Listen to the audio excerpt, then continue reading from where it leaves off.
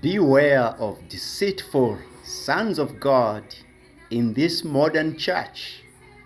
They claim to be sons of God, yet the image of the only begotten Son of God, Jesus Christ, is not formed up in them.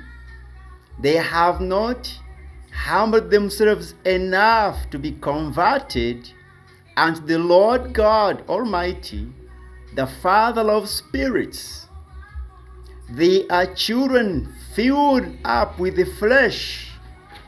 They are followers of the flesh, yet they call themselves sons of the Father of spirits.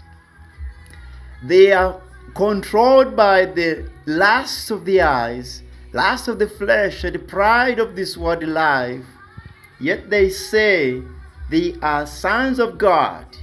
Beware!